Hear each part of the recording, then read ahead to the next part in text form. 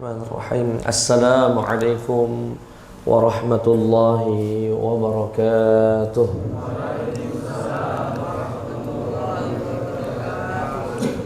Alhamdulillahi rabbil alamin. Wa afdalus salati wa atammut taslimi ala sayyidil mursalin nabiyyina Muhammadin sallallahu alaihi wasallam wa ala alihi wa sahbihi ajma'ina, amma ba'd. Jemaah sekalian yang dimuliakan oleh Allah Subhanahu wa taala, alhamdulillah kembali Allah permudahkan langkah kaki kita berkumpul di taman surganya Allah Subhanahu wa taala di dunia. Semoga Allah kelak mengumpulkan kita kembali di taman surganya bersama Nabi kita, Nabi besar Muhammad sallallahu alaihi wasallam. Amin ya rabbal alamin. Salawat beriring salam tak henti-hentinya kita curahkan kepada junjungan kita, suri tauladan kita, Nabi besar Muhammad sallallahu alaihi wasallam. Semoga kita semua yang hadir di sini bersama orang-orang yang kita sayangi mendapatkan syafaatnya yaumal qiyamati, amin ya rabbal alamin. Jamaah sekalian yang diberkahi, dirahmati oleh Allah Subhanahu wa taala, kita lanjutkan kajian kita mengkaji kitab Khasa'is Al-Ummatil Muhammadiyah, atau dalam cetakan lain disebut dengan kitab Syaraful Ummatil Muhammadiyah, yang pada intinya sebuah karya yang ditulis oleh Sayyid Muhammad ibni Alawi Al-Maliki rahimahullah, yang mengumpulkan riwayat-riwayat baik yang sahih ataupun yang dhaif, ya. Dan tidak ada masalah, dhaif itu tidak palsu, dhaif itu bukan palsu. Jadi bisa dimanfaatkan, bisa kita pakai selama bukan dalam ranah halal dan haram, bukan dalam ranah akidah. Dia hanya berbicara tentang keutamaan.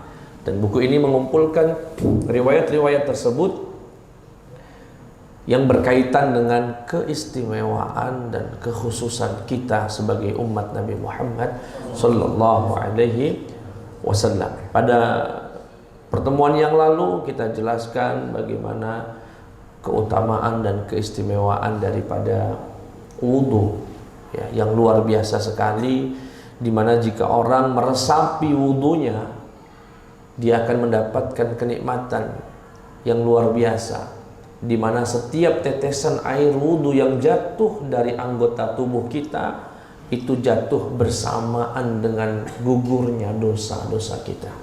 Luar biasa sekali. Dan pada malam hari ini kita akan membahas putar keutamaan azan dan orang yang azan, atau kita sebut dengan muadzin.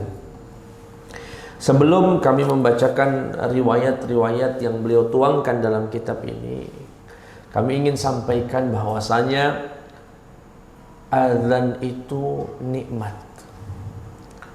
Nikmat sekali. Namun mungkin banyak dari kita tidak menyadari kalau azan itu nikmat karena setiap hari mendengarnya. Karena setiap hari mendengar, bahkan sampai 5 kali, jadi dianggap oleh sebagian orang biasa-biasa saja. Padahal azan itu nikmatnya luar biasa. Saya ingin ceritakan kenalan kami saat di Mesir dulu. Ada seorang pengusaha bernama Syekh Ali. Beliau suka memberikan kami bantuan dana buat mahasiswa. Beliau bercerita tentang perjalanan pertama beliau ke Eropa di negara Austria. Dalam bahasa Arab disebut dengan negara Nimsa, ini Austria. Beliau bercerita, beberapa hari di sana saya merasa biasa-biasa saja.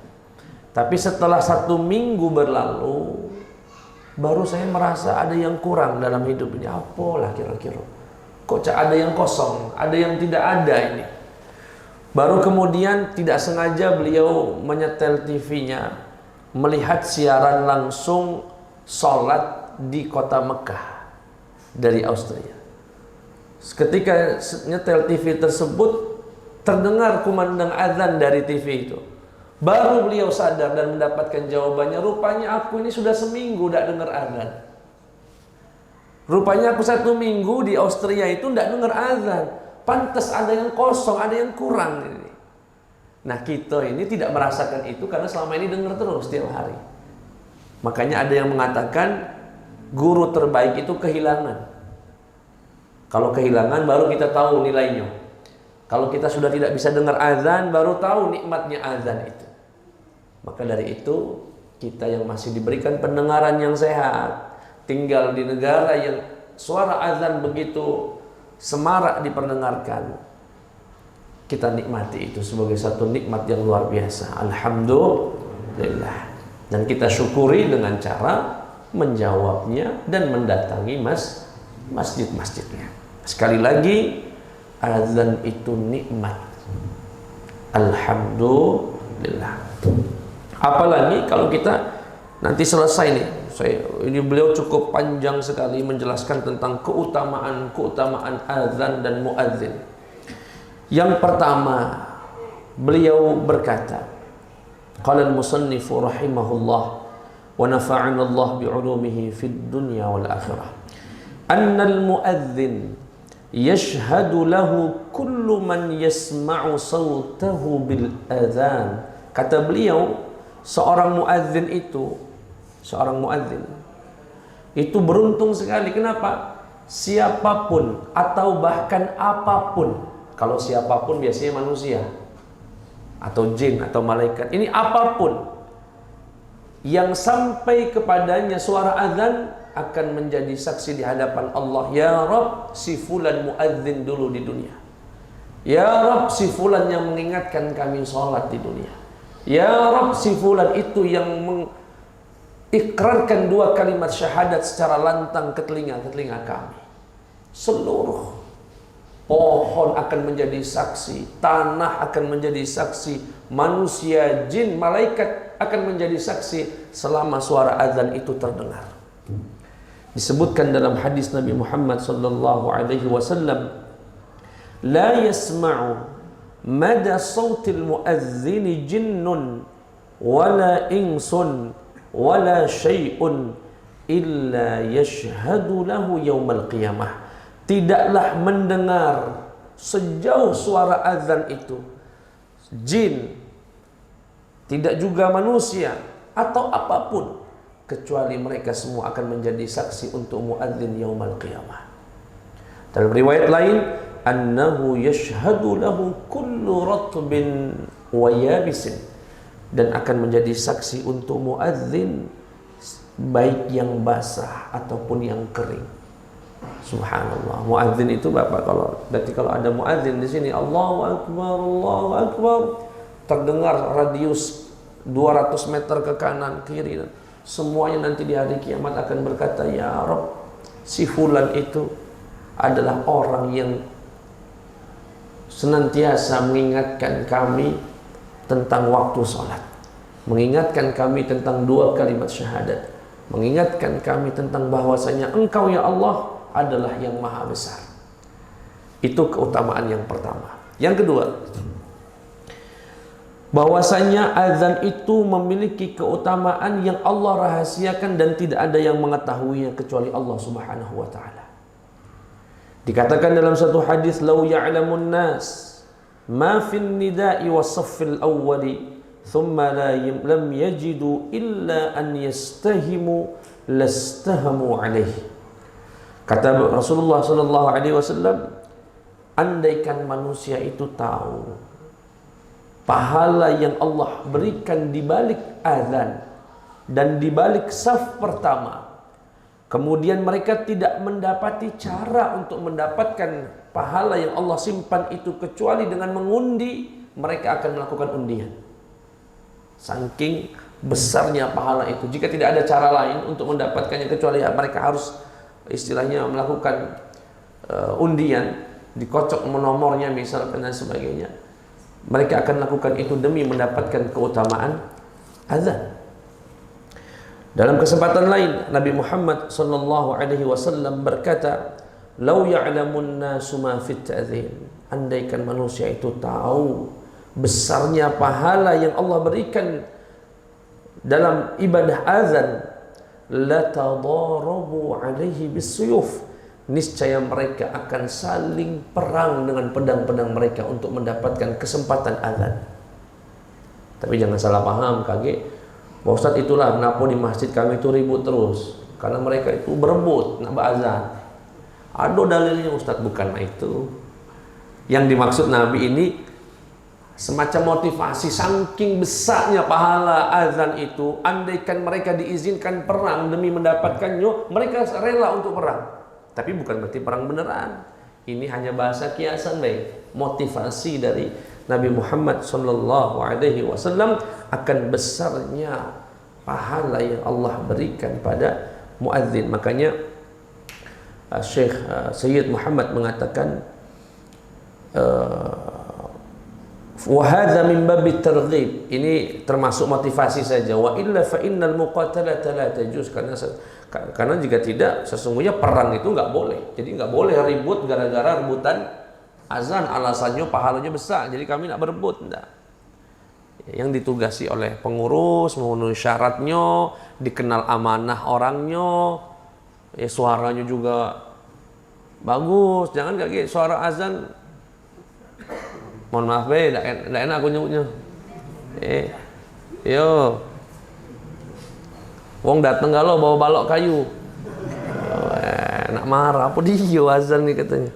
Ya, yang kalau bisa yang bagus. Tapi kalaupun kebetulan tidak bagus, kita husnuzon baik, mungkin yang suara bagus lagi di kamar mandi. Ya. Baca. Baik. Kemudian yang berikutnya, ini saya bacakan banyak betul riwayat tentang keutamaan muadzin. Annal muadzina ma'ahu rahmatullahi wa 'aunuh wa musa'adatuh wa ihsanuh wa fi ayyi makanin sara wa wasala tuhitu bihi rahmatullahi ta'ala. Kata beliau, seorang muadzin itu senantiasa dalam naungan rahmat, bantuan dan kebaikan Allah dimanapun mereka pergi. Muadzin ini Pak, yang kita mohon maaf sebagian tempat tidak memposisikan dengan posisi yang layak, dianggap marbot lah, dianggap apalah misalkan muadzin. Padahal kata Rasulullah, dimanapun mereka berjalan, dimanapun mereka melangkah, kecuali mereka diliputi dengan rahmat Allah Subhanahu wa ta'ala. Jadi kalau kita melihat seorang muadzin itu Pak, itu adalah orang yang sedang dinaungi oleh rahmat Allah Subhanahu wa ta'ala. Ya. Makanya dulu yang mendapatkan kemuliaan ini bukan sembarang, adalah sahabat Bilal bin Rabah. Makanya di Indonesia ini wong muadzin disebutnya Bilal, padahal Bilal itu bukan bahasa Arab yang berartikan tukang azan. Ya, Bilal itu nama wong yang diangkat Nabi sebagai muadzin. Ya, Bilal bin Rabah. Suatu ketika Nabi Muhammad SAW sudah meninggal dunia, sahabat Bilal masih azan di kota Madinah. Namun beliau tak sanggup. Ketika beliau membaca asyhadu anna Muhammadar Rasulullah, putus nafasnya, tak sanggup, menangis beliau haru. Kenapa? Karena biasanya ketika beliau azan, Nabi keluar dari kamarnya menuju masjid. Dan hari itu sudah tidak lagi bisa melihat Nabi Muhammad SAW. Tak sanggup beliau. Nafasnya berhenti. Akhirnya beliau mendatangi Abu Bakar radhiyallahu anhu yang saat itu menjadi Amirul Mukminin, pemimpin umat Islam. Minta izin untuk pindah, untuk ikut jihad. Tidak lagi menjadi tukang azan, tidak lagi menjadi muadzin. Apa kata sahabat Bilal? Kata sahabat Abu Bakar radhiyallahu anhu, "Ya Bilal, siapa lagi yang azan untuk kami jika engkau yang tidak lagi berazan? Tinggallah tetap di Madinah, biarkan yang jihad-jihad. Kamu di Madinah saja untuk muadzin." Apa jawaban dari sahabat Bilal bin Rabah? Kata beliau, "Wahai Abu Bakar, aku tahu engkau yang memerdekakanku dari seorang hamba sahaya. Jika engkau memerdekakan aku bukan karena Allah, maka aku akan tetap di sini sebagai muadzin. Tapi jika engkau memerdekakanku dulu karena Allah Subhanahu wa ta'ala, izinkan aku untuk pergi jihad." Apa kata Abu Bakar? "Aku memerdekakanmu karena Allah Subhanahu wa ta'ala. Kalau begitu silahkan pergi." Sejak hari itu Madinah berhenti, tidak ada lagi suara azan Bilal bin Rabah. Namun kemudian Bilal bertahun-tahun di Damaskus di Syria, bertahun-tahun sampai dimimpikan Nabi Muhammad sallallahu alaihi wasallam dan dikatakan, "Ma hadzal jafa?" Kok kamu kering sekali, tidakkah kamu rindu dengan aku ya Bilal? Nabi Muhammad mendatangi Bilal yang tidak pernah berziarah ke Nabi Muhammad. Dianggap alangkah keringnya hubunganmu dengan aku, tidak ada ziarah, tidak ada kerinduan dan sebagainya. Ketika itu Bilal pun memutuskan untuk pulang ke Madinah. Sesampainya di Madinah, beliau melihat Hasan wal Husain, cucu Rasulullah yang wajahnya sangat mirip dengan Nabi Muhammad, langsung dipeluk. Dan saat itu Sayyidina Bilal bin Rabah diminta oleh Umar bin Al-Khattab untuk azan. Azanlah beliau. Begitu beliau azan, satu kota Madinah berkabung nangis seluruhnya karena mereka teringat dengan Nabi Muhammad sallallahu alaihi wasallam. Sudah lama suasana itu, bahkan dikatakan tidak pernah kota Madinah ditangisi penduduknya sedahsyat itu setelah wafatnya Nabi Muhammad sallallahu alaihi wasallam, kecuali tatkala azan Bilal bin Rabah dikumandangkan. Luar biasa sekali. Jadi azan itu suatu kenikmatan, bahkan mengingatkan kita pada satu suasana tersendiri. Oh, ini azannya mamang itu ini. Oh, mamang itu lada katik lagi. Biasanya luar biasa. Ya, sampai pacak nyireni, ya. Ngenali, oh ini azannya mang ini nih. Nah, ya. Saking azan itu suatu kenikmatan. Ya alhamdulillah, speakernya enggak jadi disuruh ngurangi speak ininya, volumenya. Ya, sempat disuruh waktu itu. Tapi caknya enggak galak wong-wong. Alhamdulillah. Kemudian itu keutamaan tadi adalah di mana orang-orang yang muadzin tersebut dimanapun mereka pergi, dimanapun mereka hinggap, dimanapun mereka datang, illa an tuhita rahmatullah, kecuali mereka diliputi dengan rahmat Allah subhanahu wa ta'ala. Yang berikutnya, annal muadzin aminun wa huwa mahallu thiqatin nas ya'tamiduna alaihi fi ma'rifati waqti iftarihim wa waqti salatihim. Bahwasanya orang muadzin itu adalah orang yang sangat dipercaya oleh manusia, terutama oleh kaum muslimin, adalah orang kepercayaan. Kenapa? Karena mereka lah yang diamanahi untuk memberitahukan tentang waktu buka puasa, waktu sahur. Artinya ibadah kita ini bergantung dia itulah. Dia azan, kami buka. Dia azan, kami berhenti sahur. Berarti wong ini sangat dipercaya sekali. Walaupun tidak ada proklamasi atau ada pengumuman, kami warga kampung ini mengatakan kepercayaan kami dan amanah, enggak ada. Tapi secara tidak langsung kita ini mengandalkan, menyandarkan ibadah puasa kita, salat kita yang 5 waktu bergantung azannya muadzin. Maka dari itu seorang muadzin salah satu syaratnya harus orang yang dikenal amanah. Tidak sembarang-sembarang, oh aku ini kaget nak kondangan, azan dulu belah. Nah, azan dulu. Buka puasa, buka dulu sampai kenyang baru azan. Wong lah nunggu-nunggu di rumah. Ya. Iya. Nah, aku udah azan-azan nih, caknya lah alarm HP ini udah bunyi. Rupanya lagi ngirup pempek dia. Nah, amanah dia, amanahnya mah itu, dia jadi harus amanah. Bahkan Nabi Muhammad sendiri yang mengatakan al-imamu dhaminun. Imam itu penjamin keabsahan salatnya makmum. Wal muadzinu mu'tamanun. Sedangkan muadzin adalah orang yang diamanahi, dipercaya. Allahumma arsyidil a'immah, kata Nabi Muhammad. Doa Nabi Muhammad, ya Allah berikan petunjuk buat para imam-imam salat. Waghfir lil muadzinin, dan ampunkan dosa-dosa bagi para muadzin. Ya salam, sejak 1400 tahun yang lalu doa Nabi untuk para muadzin sepanjang masa, ampunkan dosa-dosa mereka ya Allah. Luar biasa.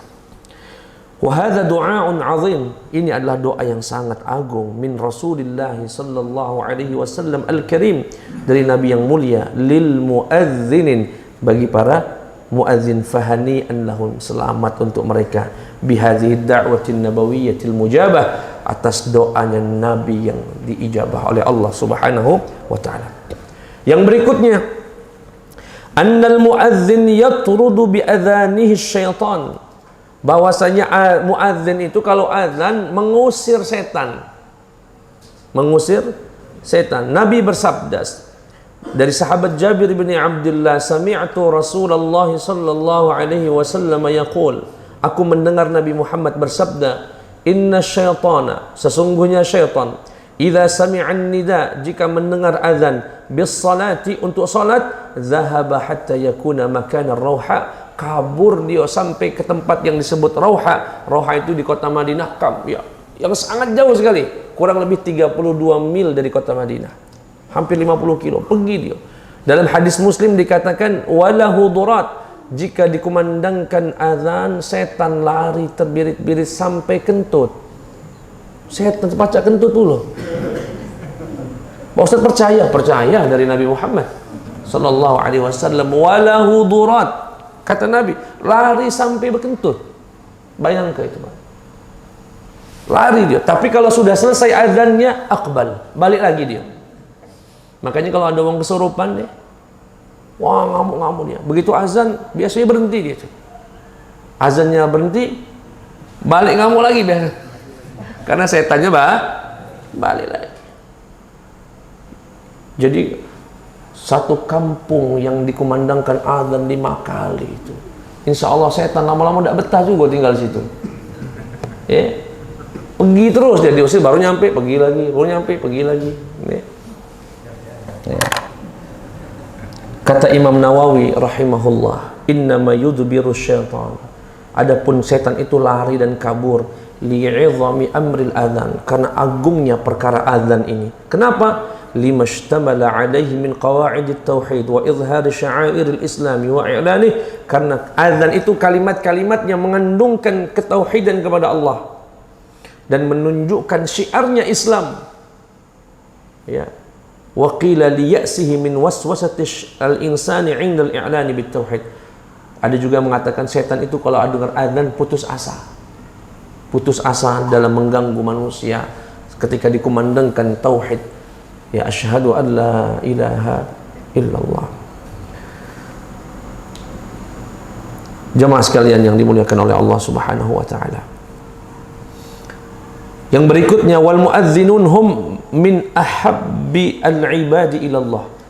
Hamba yang paling dicintai oleh Allah adalah para muadzin. Disebutkan oleh Nabi Muhammad, lau aqsamtu labarart, kata Nabi Muhammad, kalau aku bersumpah pasti ku tepati. Inna ahabba ibadillahi ilallah, sesungguhnya hamba-hamba Allah yang paling dicintai bagi Allah, la ru'atus syamsi wal qamar, adalah orang-orang yang memperhatikan matahari dan bulan. Maksudnya adalah muadzin yang memperhatikan matahari dan wa innahum la yu'rafuna yaumal qiyamati bi tuli a'naqihim, dan sesungguhnya mereka nanti di hari kiamat akan dikenali dengan tingginya leher-leher mereka. Artinya derajatnya sangat tinggi. Jamaah sekalian yang dimuliakan oleh Allah Subhanahu wa taala. Kami bacakan lagi riwayat yang berikutnya. Annal muadzin, bahwasanya orang muadzin selama 7 tahun. Ini redaksinya lebih spesifik, dikatakan barang siapa yang azan selama 7 tahun, ihtisaban lillah, mengharap hanya ridha Allah Subhanahu wa taala, tuktab lahu bara'atun minan nar, akan dibebaskan dari api neraka. Dibebaskan dari api neraka. Disebutkan oleh Nabi, man adzana sab'a sinina muhtasiban, barang siapa yang azan selama 7 tahun lamanya muhtasiban, kutiba lahu bara'atun minan nar, mendapatkan tiket bebas dari neraka. Wah, setelah dengar ini luar biasa rupanya muadzin itu. Ya. Kaget orang daftar gaul jadi muadzin apa? Balik dari sini. Ya, sadar diri baik, kalau suaranya jelek jangan maksa. Jadi dosanya lebih banyak dari pahalanya.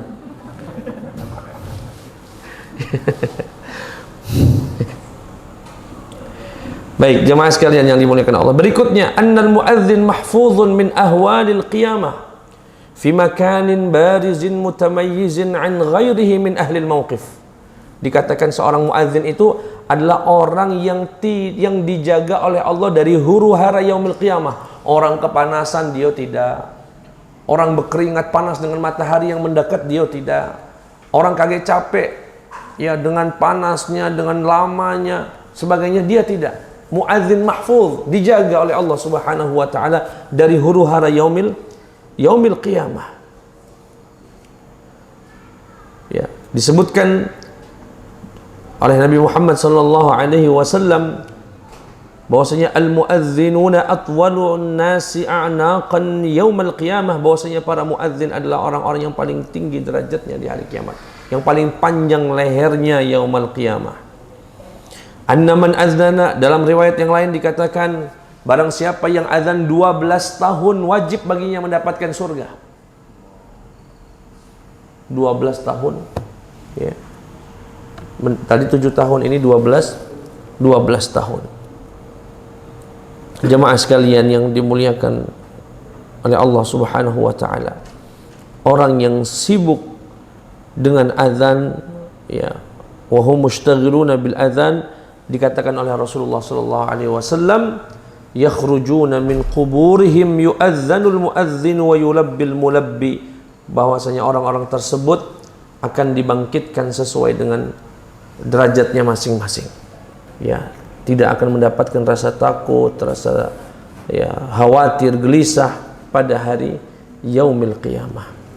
Jamaah sekalian yang dimuliakan oleh Allah, saya bacakan riwayat lagi berikutnya dari sahabat Abdullah bin Umar.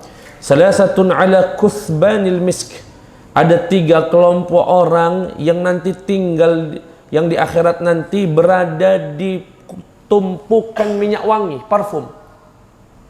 Jadi yang lainnya berkeringat, dia di tempat yang berisikan minyak wangi.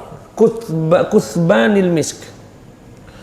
Yaghbituhumul awwaluna wal akhirun, yang orang-orang itu banyak iri kepada dia. Abdun adda haqqallah, yang pertama 3 kelompok tadi adalah orang yang menunaikan hak Allah, orang yang menunaikan hak hamba-hamba sahayanya. Dan yang kedua rajulun amma qauman wa hum bihi radun, adalah orang yang mengimami suatu kaum dan kaumnya ridha dia sebagai imam. Dan yang ketiga warajulun yunadi bis salawatil khams fi kulli yaumin wa lailah, adalah orang yang senantiasa menyerukan azan untuk salat 5 waktu di setiap hari. Itu adalah orang-orang yang tidak akan ya, yang akan nanti berada di tempat yang penuh dengan wewangian. Bahkan jamaah sekalian yang dimuliakan oleh Allah, mereka tidak dihisab oleh Allah Subhanahu wa taala. Salah satu kelompok yang tidak mendapatkan hisab yaumal qiyamah, siapa mereka? Adalah para muadzin. Disebutkan oleh Nabi Muhammad sallallahu alaihi wasallam,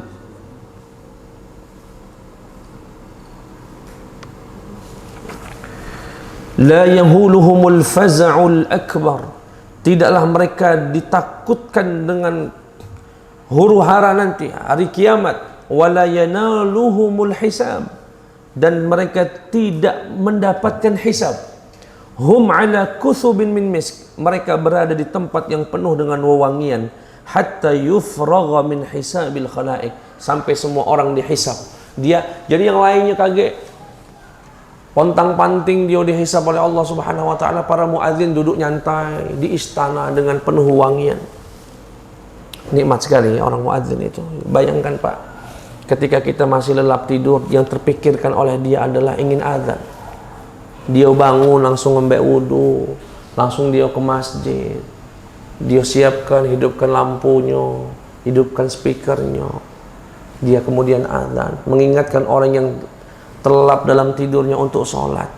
Apa enggak besar sekali pahalanya kalau ada 100 orang datang berkat azannya? Atau apakah tidak dia mendapatkan 100 pahala orang tersebut? Dari mulai langkah kakinya, dari mulai sholatnya, dari mulai zikirnya, dari mulai beribadahnya, wudunya dan sebagainya, itu berkat dibangunkan satu orang ini. As-salatu khairum minan naum. Tergerak orang muslim siko 2, 3, 4, 5, 10, 20, 60 bangun berkat seruan si muadzin. Wah, berkah sekali orang ini. Luar biasa pahalanya. Bahkan disebutkan dalam hadis ini termasuk yang tidak dihisab oleh Allah Subhanahu wa taala. Yang berikutnya, orang muadzin itu al-muhtasib kasyahid. Orang yang muadzin yang ikhlas itu derajatnya seperti syahid, seperti orang yang meninggal di medan perang. Bahkan dalam redaksi berikutnya pengarang kitab mengatakan wal muadzin al muhtasib idza mata fa inna jismahu mahfuzun la ya'kuluhu ad-dud. Bahwasanya orang muadzin yang benar-benar tulus, ini syaratnya ini Pak. Jadi enggak semua muadzin juga. Muadzin yang ikhlas, yang tulus, memang dia nak bangun ke ruang sholat. Dia pengen mengingatkan orang yang sedang lalai di pasarnya, di kantornya. Ayo berhenti sebentar, kita sholat dulu. Hayya 'alas shalah. Ayo, sholat dulu, nyembah Allah dulu. Ikhlas nian dia. Dia berharap masjid itu rame. Setiap hari dia memanggil orang untuk mengingat Allah Subhanahu wa taala.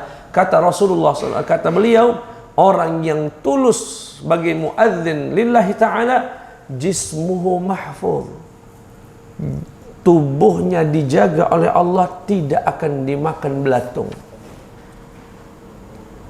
Jika kita biasa mendengar ahli Al-Quran yang tidak akan dimakan belatung, maka kali ini kita dengar bahkan ini dari hadis Nabi Muhammad sallallahu alaihi wasallam, diriwayatkan oleh Al-Imam At-Tabrani,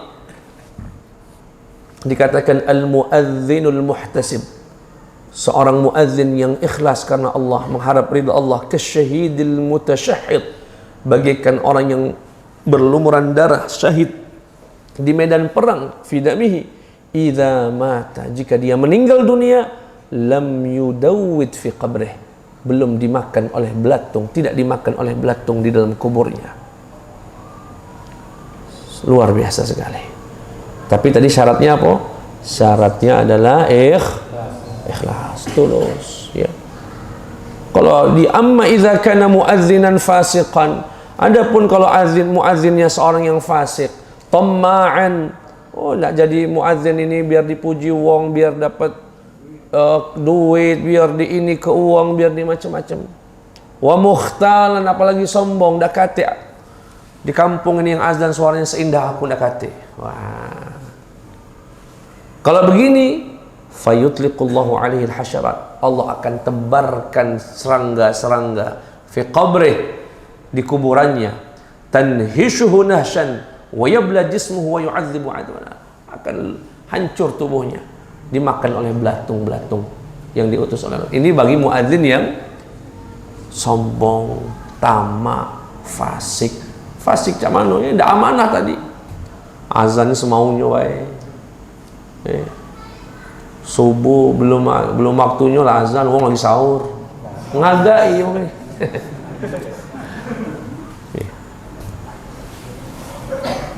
Aduh ya. Kalau aduh. Yang berikutnya Pak, ini luar biasa sekali ini. Ya, ini kita bentar lagi selesai insyaallah. Min fadailil adzan annahu amanun lil ahli. Ya salam.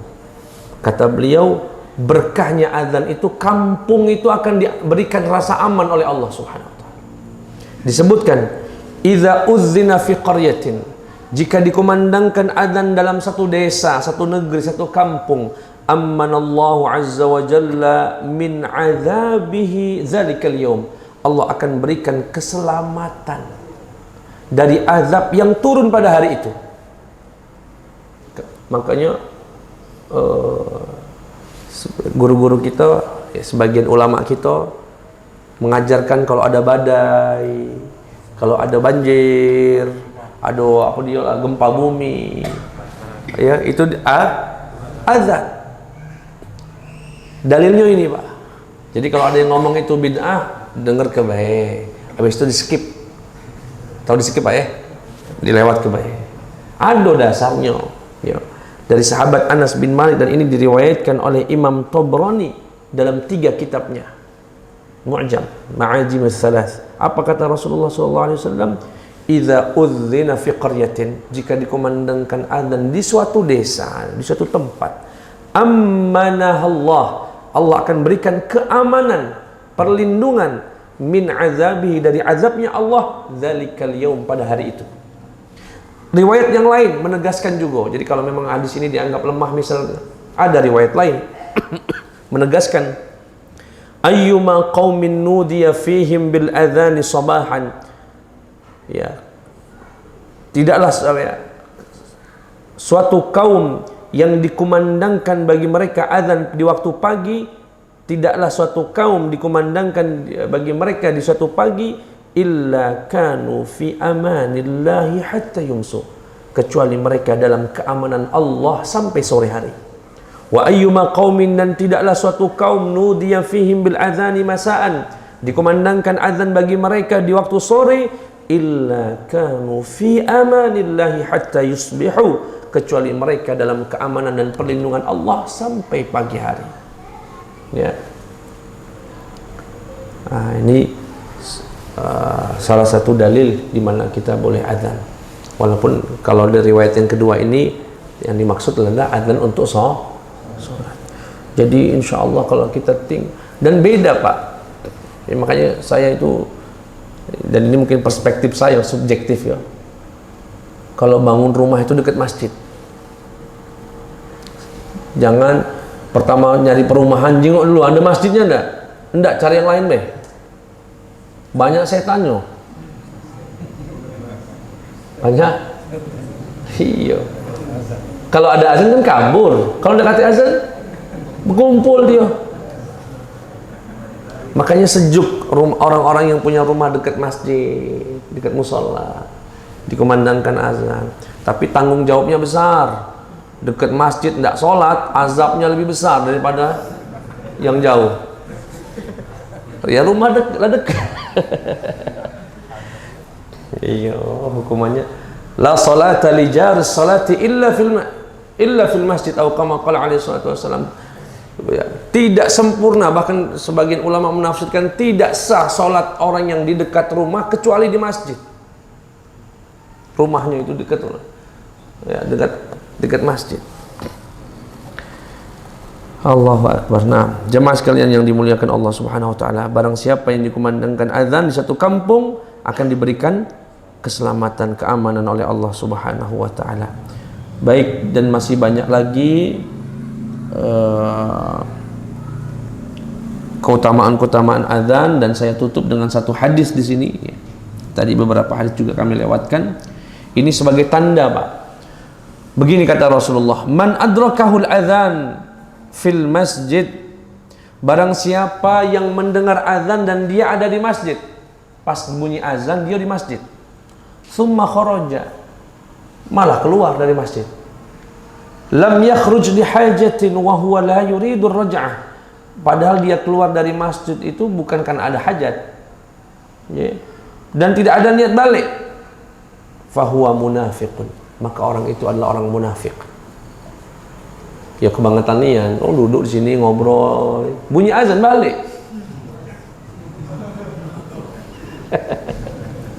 Dan nggak ada.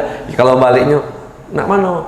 Sebentar, uang rumah lagi, misalnya, lagi apa misalkan. Tapi di hatinya ada niat nak balik ke masjid, nggak apa-apa. Ini keluar balik dia. Lalu bagaimana dengan yang main gap itu, Ustaz? Nah, main gap sampai jam 3 subuh, jam 4, begitu azan balik tidur. Wallahu alam itu ya, dekatnya punya hadisnya, tapi yang pasti dia tidak salat semua. Ya jika tidak salat, ya orang itu fi ghaflatin, dalam kelalaian. Semoga Allah memberikan hidayah kepada kita semua. Sekali lagi, azan itu nikmat, azan itu keistimewaan untuk umat ini, umat Nabi Muhammad sallallahu alaihi wasallam. Semoga kita atau keturunan kita ada yang menjadi muadzin, ya, ada yang bisa diangkat oleh orang menjadi muadzin yang dicintai oleh umatnya. Setidaknya kita pesannya adalah memuliakan para muadzin. Kadang-kadang muadzin ini dikesampingkan di masjid-masjid, imam diperhatikan. Tidak apa-apa, imam diperhatikan karena imam juga derajatnya tinggi, tapi muadzin juga derajatnya tinggi.